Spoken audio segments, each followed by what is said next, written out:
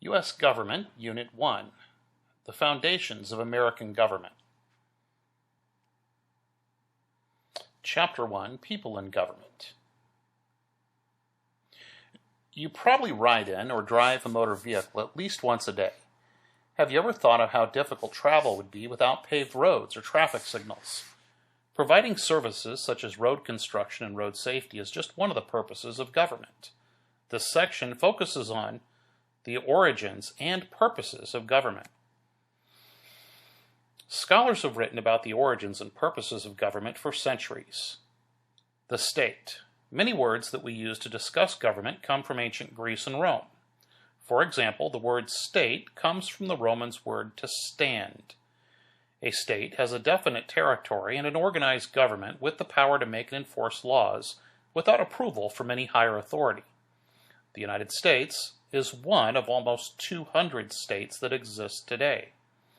A nation is a group of people who share the same race, language, customs, traditions, and sometimes religion. In many modern countries, the territorial boundaries of the state and the nation are the same. Countries such as these are sometimes called nation-states. In this course, we will use the terms nation and state interchangeably. So let's look at the essential features of a state. States today share 4 essential elements. 1. Population. This is the people living in the state. States are most stable when their people share a political and social consensus or agreement about the basic beliefs. Population also affects a state through mobility. For example, since people in the United States are mobile, political power readily shifts from one area to another. 2. Territory. This means that a state has boundaries. Its territory may increase or decrease as a result of war, negotiations with another country, or the purchase by the state of additional territory. 3. Sovereignty. The state has supreme authority within its territorial boundaries, at least in theory. A sovereign state has complete power to make laws, shape foreign policies, and determine its own course of action. 4. Government. Every state has a government.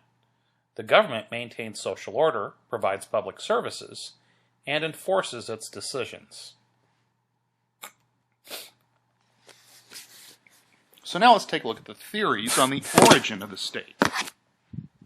Scholars have come up with the following theories to explain the beginnings of government. A. Evolutionary Theory.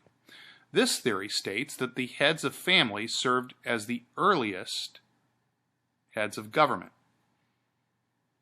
These extended families might include hundreds of people. Government emerged gradually as the extended families needed more organization. Force theory.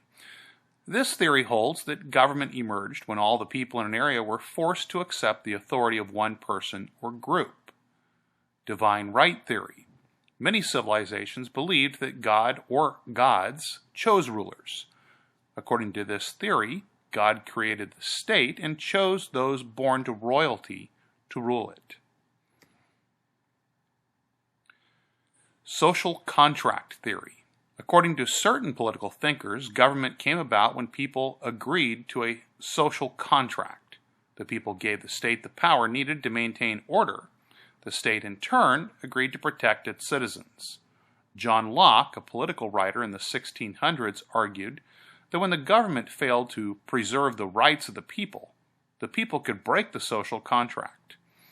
American colonists used Locke's argument to justify the break with their British rulers. So let's look at the purposes of government. A government makes decisions that are binding on all of its citizens to carry out the following purposes. A. Maintaining social order. This means the government provides ways to settle disagreements among citizens. For example, it provides courts to help people resolve their differences in an orderly manner. Providing public services. Government provides services needed to make community life possible and to promote the general welfare. For example, government inspectors check meat and vegetables to prevent the sale of spoiled food. C. Providing national security. A government protects its people against attacks from other states or from internal threats such as terrorism. In addition, the government also handles dealings such as trade agreements with other countries. D. Making economic decisions. A government uses its power to provide its citizens with economic needs and wants, although no government provides its citizens with everything they need and want. A government passes the laws that control the economic environment. For instance, it provides the nation's currency, or money, and it helps to distribute benefits. Most large countries have several levels of government. These usually include a central or national government, as well as the governments of states or provinces, counties, cities, towns, and villages. So let's take a look at some different government systems. A unitary system gives all key powers to a central or national government. The central government has the power to create state, provincial, and other local governments and may give them limited sovereignty. Countries with a unitary system of government are Great Britain, France, and Italy. A federal system divides powers of a government between the national government and a state or provincial government. Countries with a federal system are Canada, Switzerland, Mexico, Australia, India, and the United States. To begin with, the United States formed a confederacy, which is a loose union of independent states. But when the Confederacy failed, the American leaders wrote a constitution that made the national government supreme while preserving some powers for state governments. Constitutions in government. A constitution government, or constitutional government, is a government in which a constitution places limits on the powers of those who govern. A constitution is a plan that provides guidelines for government. Constitutions are incomplete guides because no written constitution can spell out all of the laws, customs, and ideas of a government. However, a constitution does serve the following purposes. A. It sets forth goals and ideals that the people of a nation believe in and share. These are usually stated in the preamble. B. It establishes the basic structure of government and defines the government's powers and duties. For example, in a federal state, a constitution describes the relationship between the national and state governments. C. It provides the supreme law for the country. Constitutional law involves the interpretation and application of the Constitution. It defines the extent and limits of government power and the rights of citizens. Politics in government. People take part in politics when they try to control the actions and decisions of government. In the United States, for example, Americans continually struggle over what services the government should provide, how much it should spend, and who should pay for the cost. Politics provides peaceful ways for citizens to settle these conflicts. The outcomes of political struggles affect the quality of air and water, jobs and prices, peace and war, rights and freedoms, and other important matters. Some people fear that politics often sacrifices the good of all for the benefit of a few. However, the misuse of politics should not prevent citizens from appreciating the accomplishments of the political system.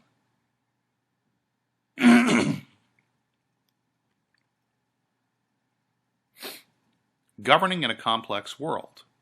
The United States and about 20 other countries, including Japan, Canada, Australia, and France, are industrialized nations. These countries have large industries and advanced technology that provide a more comfortable way of life than many developing nations do. Developing nations are only beginning to grow industrially. In the poorest of these countries, widespread hunger, disease, and political unrest are a way of life. Nations are becoming more and more interdependent. This means that they interact with or depend on one another economically and politically. Thus, what happens in one nation or area of the world affects what happens in other places. Global interdependence is increasing due to growing industrialization and rapid technological advances, such as the Internet.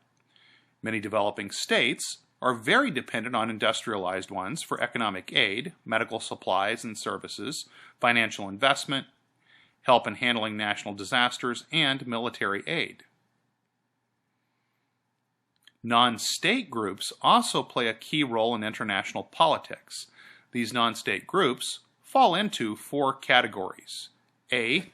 Terrorist groups and quasi-military organizations such as Al-Qaeda, or now probably the one we talk about most, an offshoot of Al-Qaeda, ISIS.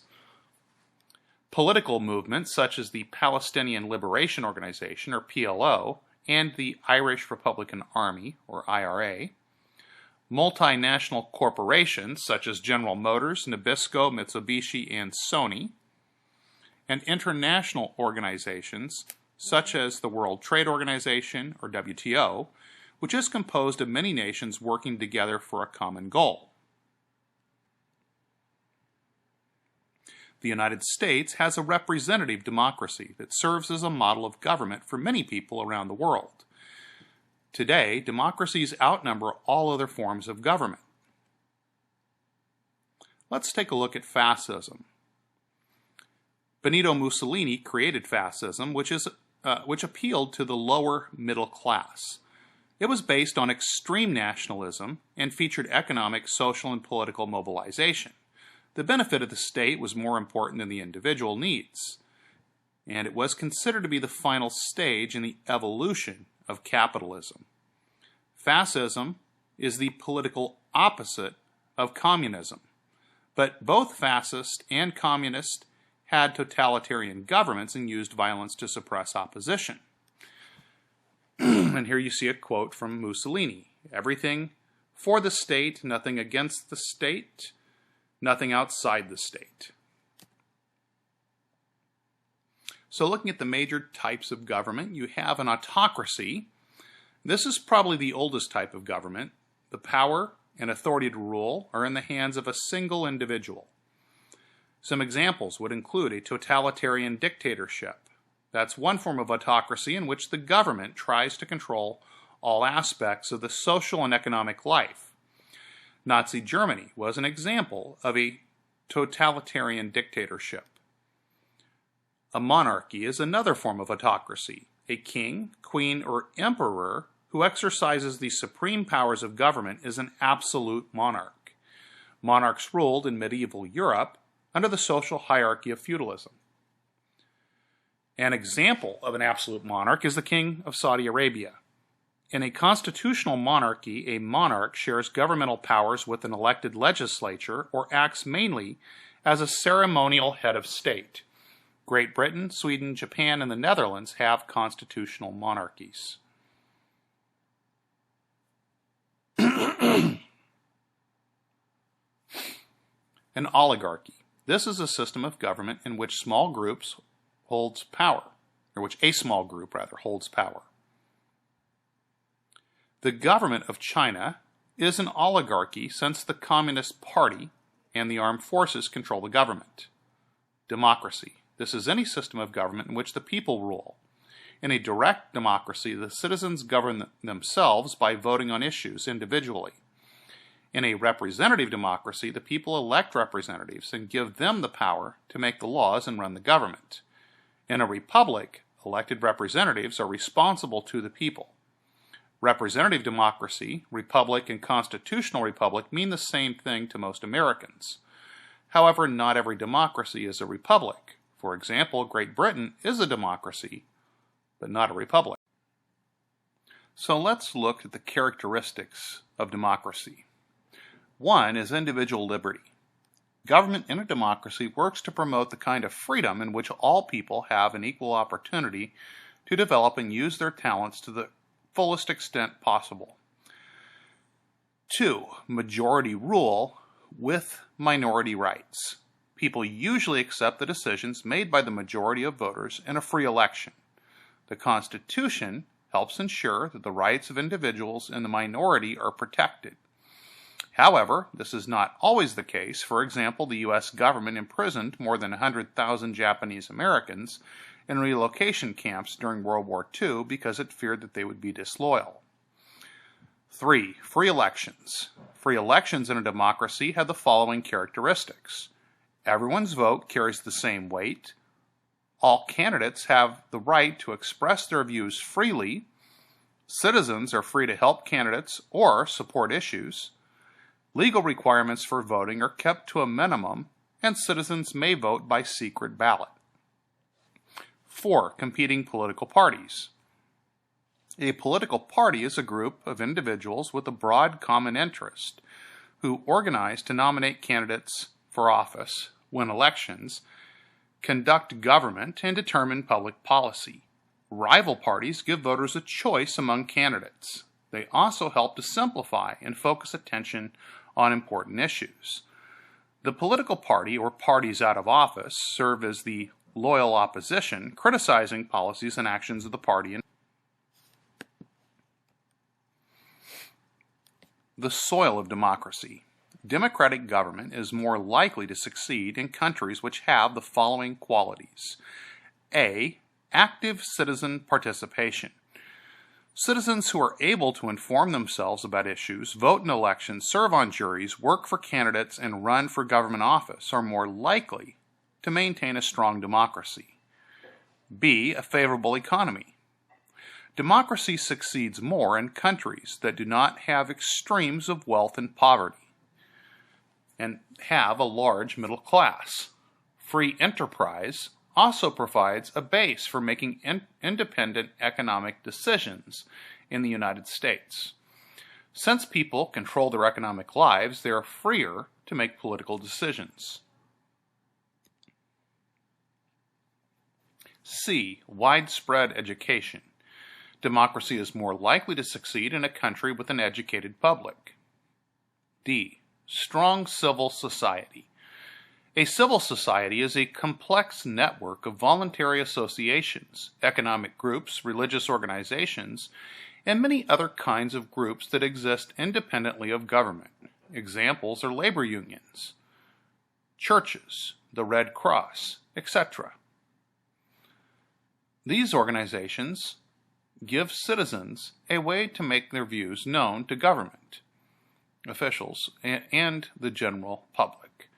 They also give citizens a means to protect their rights and to learn about participating in democracy.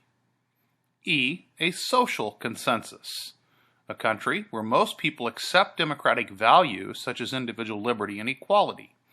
A democratic country must also have a general agreement about the purposes and limits of Economics is the study of human efforts to satisfy seemingly unlimited wants through the use of limited resources. Resources include natural materials such as land and minerals, as well as human factors such as skill and knowledge. People in every nation must decide how these resources are to be used.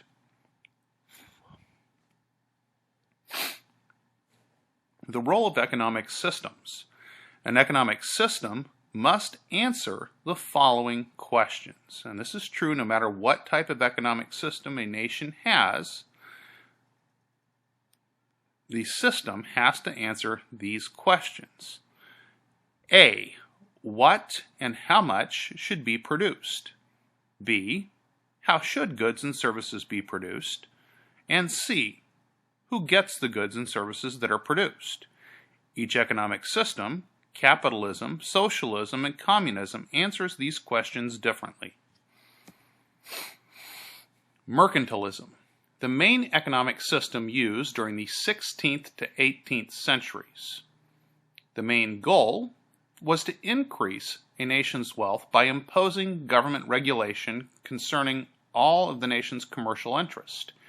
It was believed that national strength could be maximized by limiting imports via tariffs and maximizing exports. This approach assumes that the wealth of a nation depends primarily on the possession of precious metals, such as gold and silver.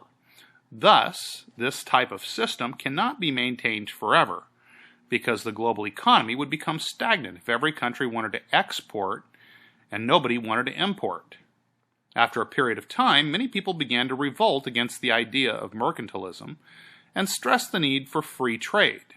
The continued pressure resulted in the implementation of laissez-faire economics in the 19th century. And that brings us to capitalism. Pure capitalism has 5 main characteristics. A. Private ownership and control of property and resources. B. Free enterprise, or any productive activity that individuals choose. C. Competition among businesses, workers, and consumers. D. Freedom of choice by consumers. And E. The possibility of profits. Capitalism flowered in the 18th century. By then, European attitudes towards work and wealth included progress, invention, and the free market. The free market means that buyers and sellers make unlimited decisions in the marketplace. Scottish economist Adam Smith described capitalism in 1776. His ideas included laissez-faire, which means let alone. In laissez-faire capitalism, the government's role is limited to those few actions that ensure free competition in the marketplace. Competition plays a key role in capitalism. Sellers compete with one another to produce goods and services at reasonable prices. Sellers also compete for resources. Buyers compete with one another to buy what they want and need. Workers compete with one another for the best wages or salaries. No nation in the world has a pure capitalist system. Economists describe the U.S. economy and others like it as mixed market economies. In a mixed market economy, free enterprise is combined with and supported by government decisions in the marketplace. Socialism. The main goals of socialism are the equal distribution of wealth and economic opportunity among people, society's control through government of all major decisions about production, and public ownership of most land, basic industries, and other means of production. In the 19th century, capitalism created a class of low-paid city workers. Some socialists favored violent revolution to improve economic conditions. Socialists who believed in peaceful change wanted to work through the democratic political system. They created a system called democratic socialism. Today, Tanzania and some Scandinavian countries operate under a form of democratic socialism. Communism. In 1848, a German thinker named Karl Marx wrote that people in industrialized nations are divided into the bourgeoisie, or capitalists who own the means of production, and the proletariat, workers who produce the goods. Marx predicted that the workers would revolt and overthrow the capitalist. The goal of this revolution was government ownership of the means of production and distribution. He believed that this socialist government would help develop into communism. Under communism, property would be held in common, and there would be no need for government. In communist nations today, government planners decide how much to produce, what to produce, and how to distribute the goods and services produced. This system is called a command economy because decisions are made at the upper levels of government and handed down to the people.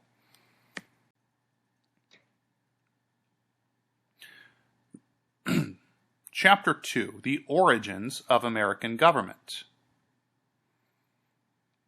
Prelude, Sources of Democratic Ideals. Hammurabi. The sixth king of Babylon, Hammurabi, formed one of the earliest law codes, Hammurabi's Code. It is considered to be similar in many ways to a constitution.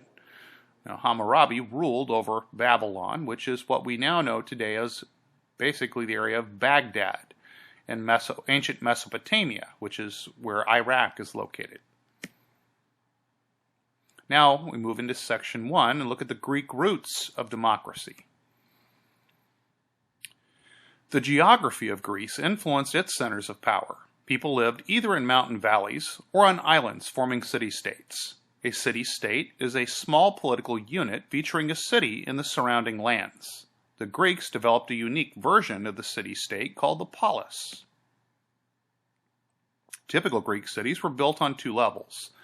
The Acropolis was located at the top of a hill with temples dedicated to the gods and goddesses. On the flatland below was the walled city with its homes, markets, theaters, and other public buildings. The city-states were fairly small, giving citizens a sense of responsibility for the successes and failures of the city-state. Monarchies. A king ruled the polis at first. The nobles, or landowners, gained power as the defenders of the polis. The nobles were the only people who could afford the bronze weapons of the time, and they usually defended the king, but they also won power for themselves. A new middle class emerged thanks to trade, and they began to challenge for power. Iron weapons became available by 650 BC, making it easy for the middle class to afford weapons. This helped break down many barriers because now the defenders didn't have to be the nobles. And the phalanx was a massive formation of heavily armed soldiers that became a common battle tactic. The use of these tactics seemed to reduce class differences. Sparta, a nation of soldiers. The city-state of Sparta was located in the Peloponnesus, a near island, in the southern part of Greece. The Spartans transferred themselves into a military state where boys began military training at the age of 7. Athens. In the city-state of Athens, democracy, or government by the people, first took root. Originally ruled by a monarch, the noble landowners gained power by around 700 BC. In 594 BC, Solon was a wise ruler who brought many reforms. In 507, Cleisthenes set up the Council of 500, which prepared laws for the assembly and ran the day-to-day work of the government. The Persian Wars. Athens emerged as the wealthiest city-state by about 500 BC. Soon, Athens and other city-states would face a threat from the Persians. In 490 BC, the Persian army landed at Marathon, north of Athens. The Athenian forces forced the Persians to retreat. In 481 BC, Xerxes gathered together an army of 150,000 men and a navy of 600 ships to defeat all of Greece. Sparta and other Greek city-states joined Athens in fighting the invading army. The Greeks eventually defeated the Persians. The Age of Pericles, from 460 to 429 BC. After the Persian Wars, Athens emerged as the most powerful city-state. Under the leadership of Pericles, democracy flourished, and Athens practiced direct democracy. The Athenian assembly met several times a month, and at least 6,000 members had to be present to conduct business. That's called a quorum, or a minimum number that had to be there. And of course, that's a very large quorum. At least 6,000 members had to be present. Also under Pericles, Athenians began serving on juries. A jury is a panel of citizens that make the final judgment in a trial.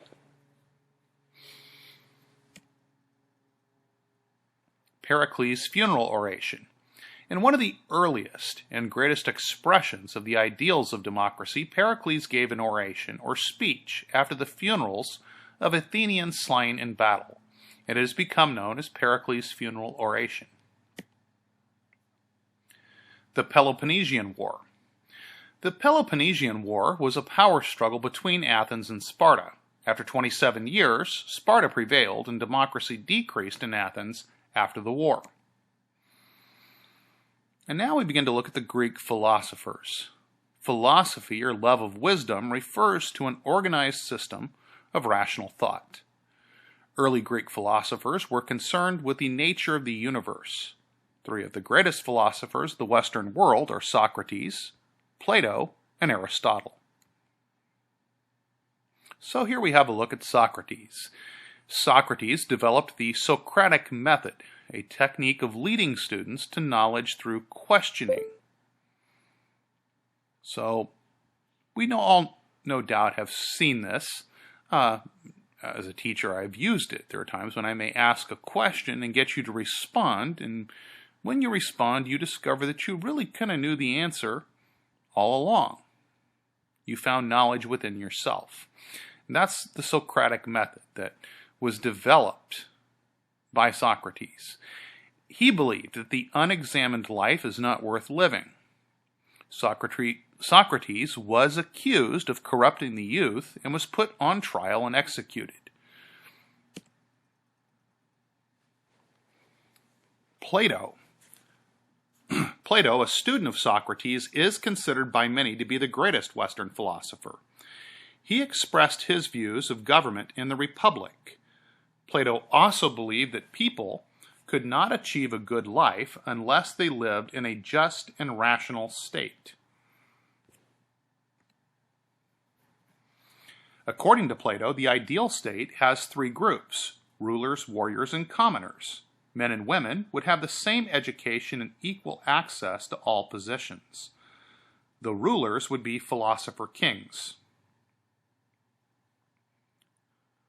Plato started a school in Athens called the Academy.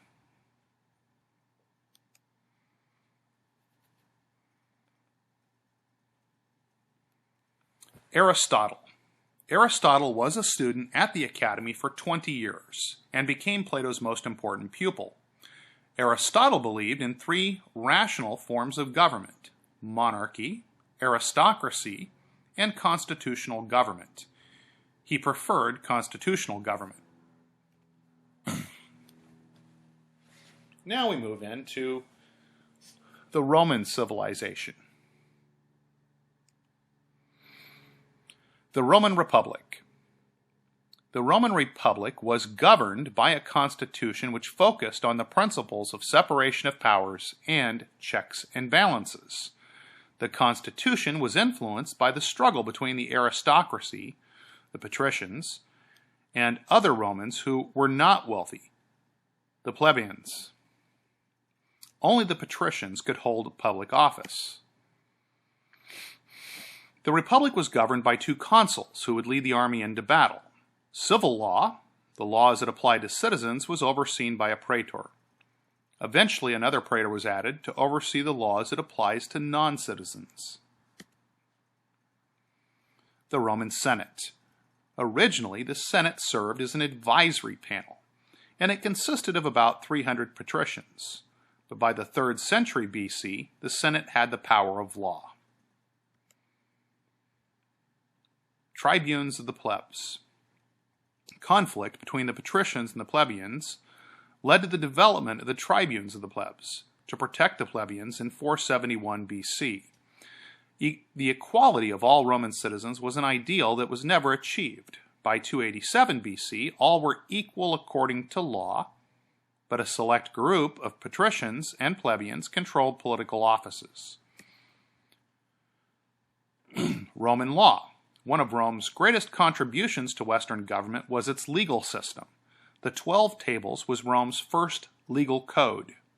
Some of the concepts of the Roman legal system that have survived into modern legal systems include the presumption of innocence and the rights of the accused to defend themselves. Justinian's Code. The Eastern Roman Empire, also known as the Byzantine Empire, survived after the Western Empire collapsed.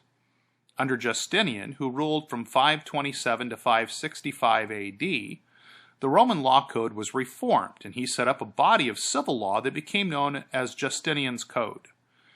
It has had an impact on international law today. Now we'll look at the principles of Judaism and Christianity. The Ten Commandments. According to the Scriptures, God gave the Ten Commandments directly to Moses on Mount Sinai. The commandments contained basic moral laws, such as you shall not murder, honor your father and mother, and you shall not steal. Christianity's appeal.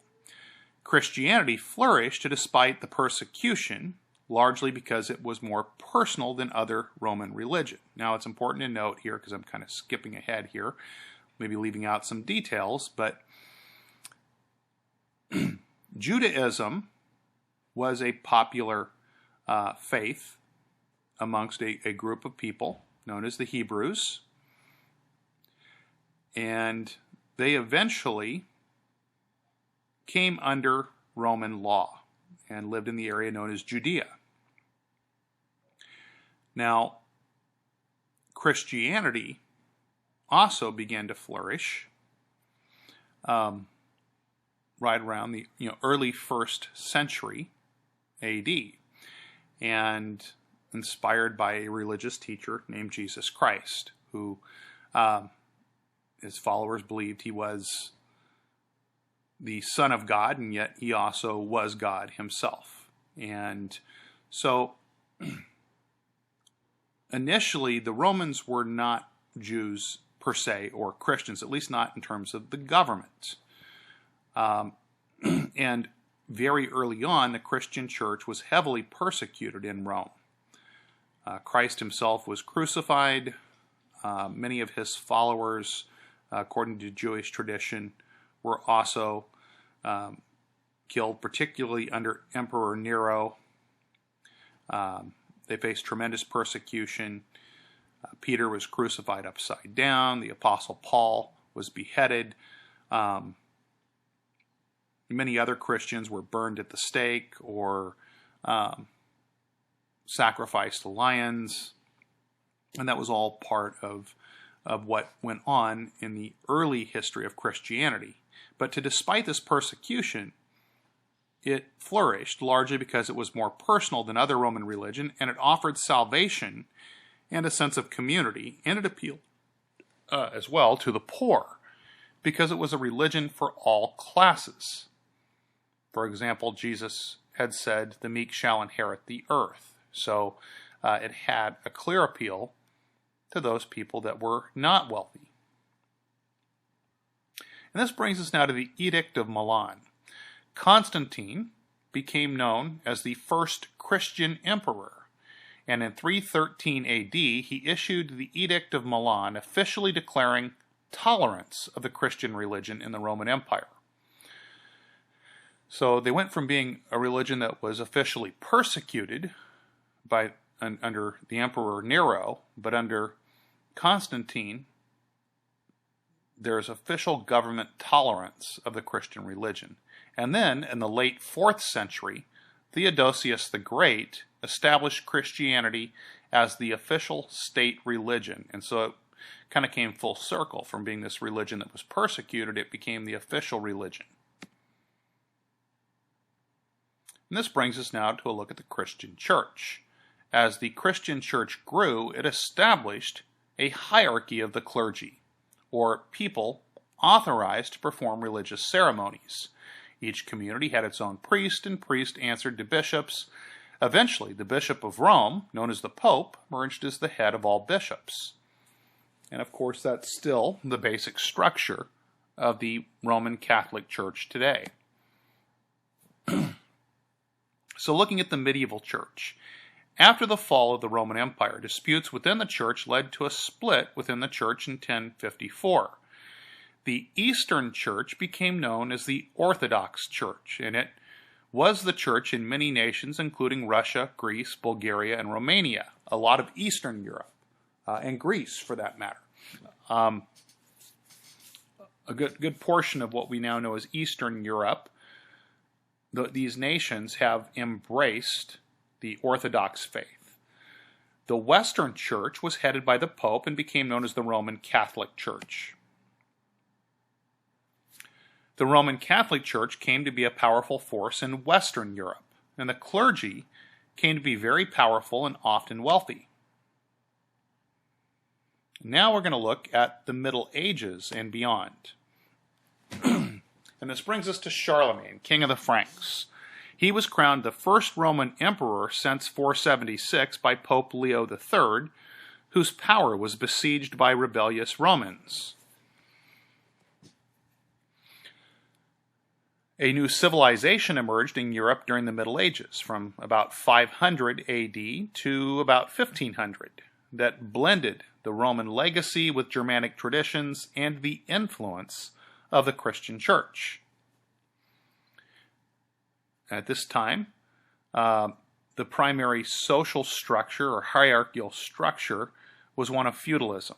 Under feudalism, a powerful group of nobles dominated political, social, and economic life of European society.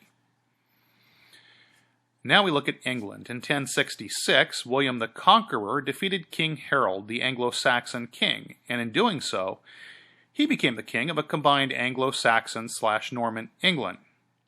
Under Henry II, common law that was common to everyone in the kingdom, began to replace local law codes.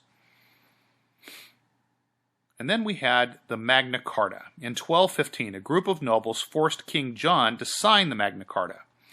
The charter limited the power of the king and provided the basis of due process, or the right to a proper trial for the accused. And that's really what's very significant about the Magna Carta. Much of the elements of the Magna Carta ended up being repealed, but its lasting impact is that this really is the first time we saw a limit placed on the power of government, in particular the king.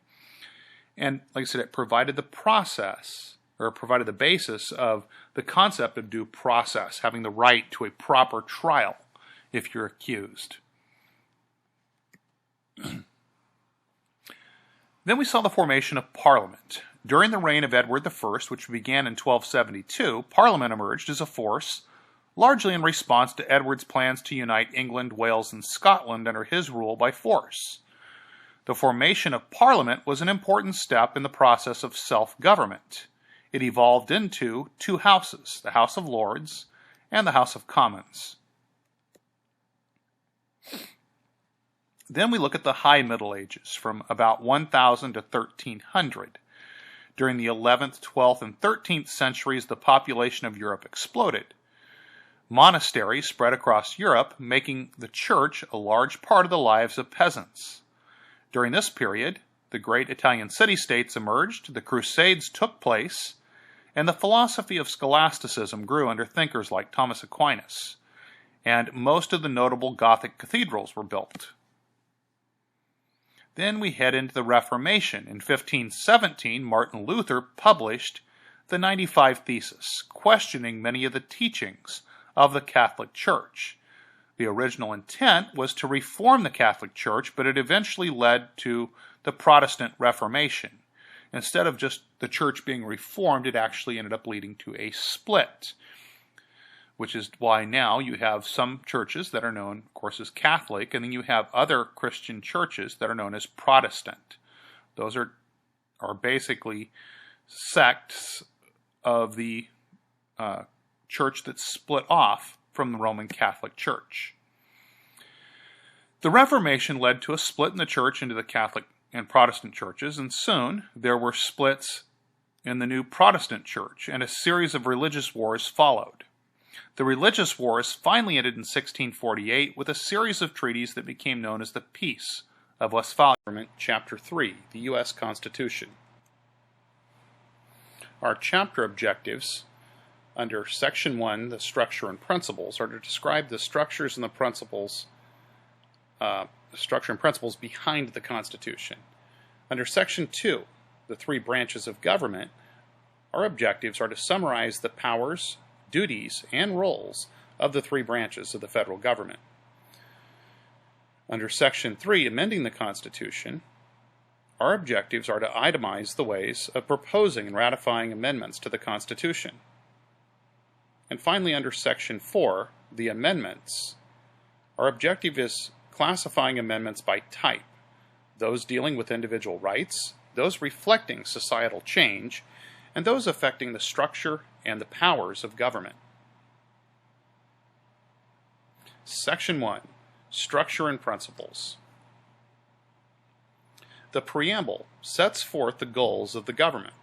The main divisions of the body are the 7 articles, each one covering a general topic. The third part of the Constitution are the amendments, which alter the original document. Major principles. Popular sovereignty.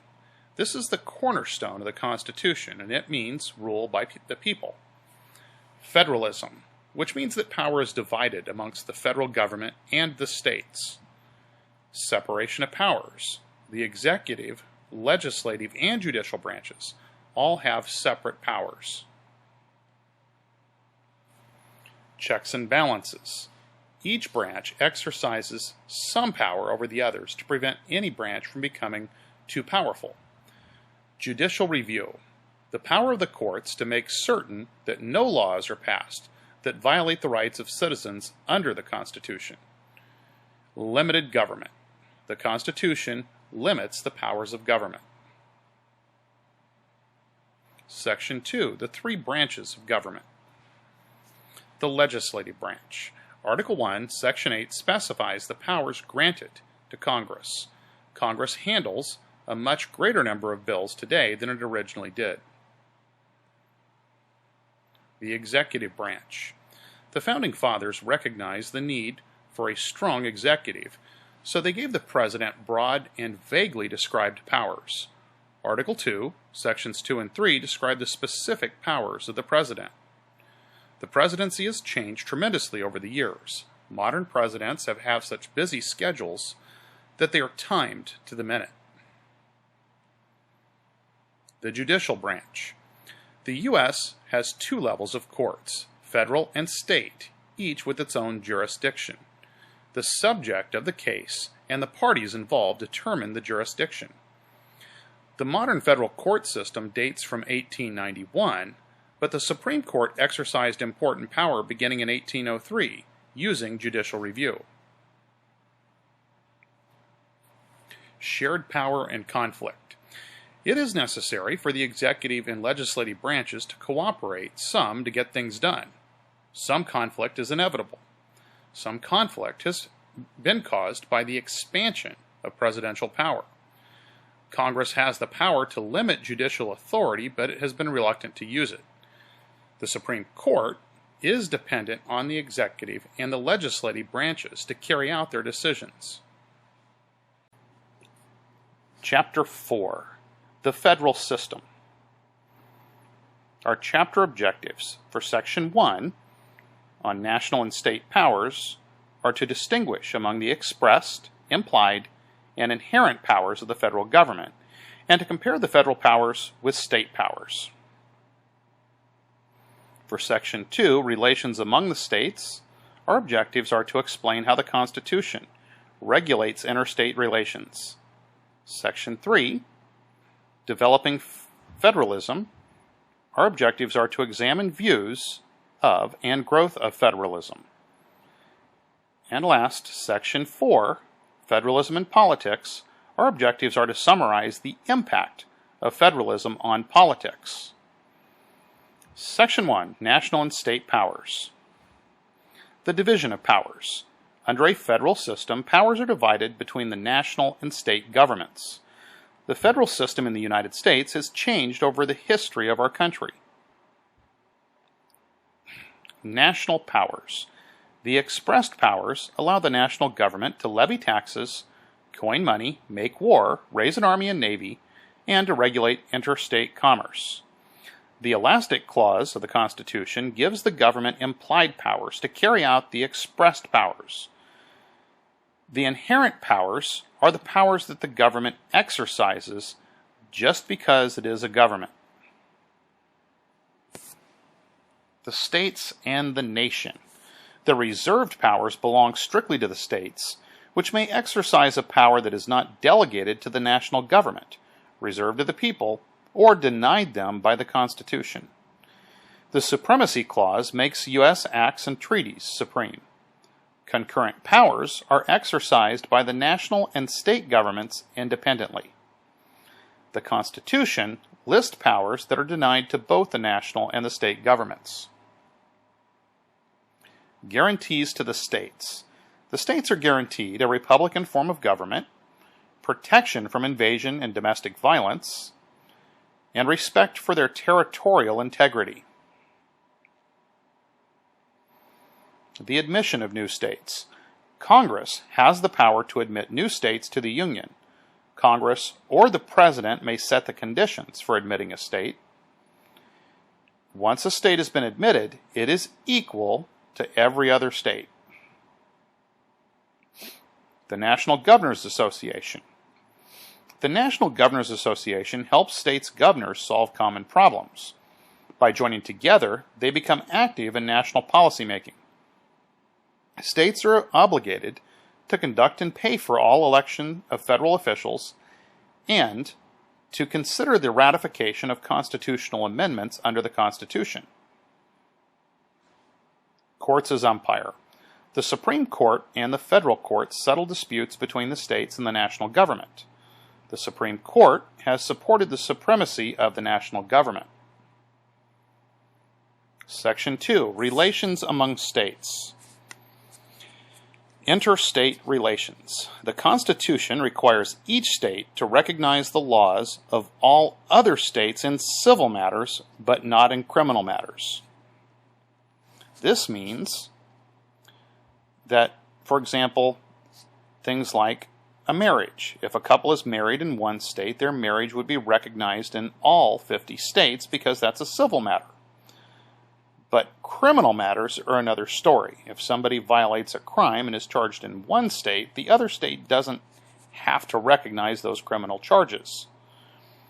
Non-residents are to be treated the same as residents of a state, although they may not enjoy all the same rights of the citizens of the state.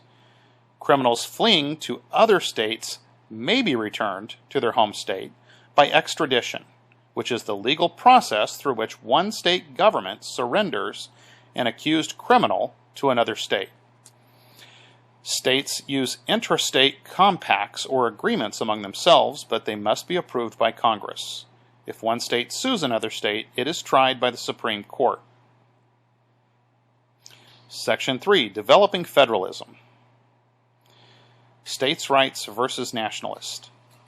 The states' rights position is that the national government is an agent of the state, and its power should be narrowly defined. The nationalist position is that the people created the national government, and its power should expand to carry out the will of the people. Growing national government. The three branches of the federal government have expanded its powers over the years. War has expanded the power of government. The court has expanded the government's power to regulate commerce, and Congress has increased the authority of the national government through its taxing power. Federal aid to the states. Since the 1950s, the national government has greatly expanded aid that it provides to the states. Preemption laws limit the authority of the state and local governments to make their own policies. Section 4. Federalism and Politics. Federalism and Political Policy. Federalism affects how the new public policies are made. Policy may originate at the national, state, or local level. The two major political parties have competed for control in national, state, and local elections. Control of government at all levels has shifted between the two parties. Political participation. Under the federal system, citizens have many opportunities to influence public policies at all levels of government. Citizens can vote for candidates at the national, state, and local levels. Federalism's professional politicians. The growth of federal programs has created a large bureaucracy. These programs have changed the political relationship between the state and the federal government officials. Differences among the states. Federalism has increased the economic and political differences among the states. The balance of power between the national government and the states is always changing in response to new issues. Recently, in general, Republicans have favored the states' rights position, while Democrats have favored the nationalist position.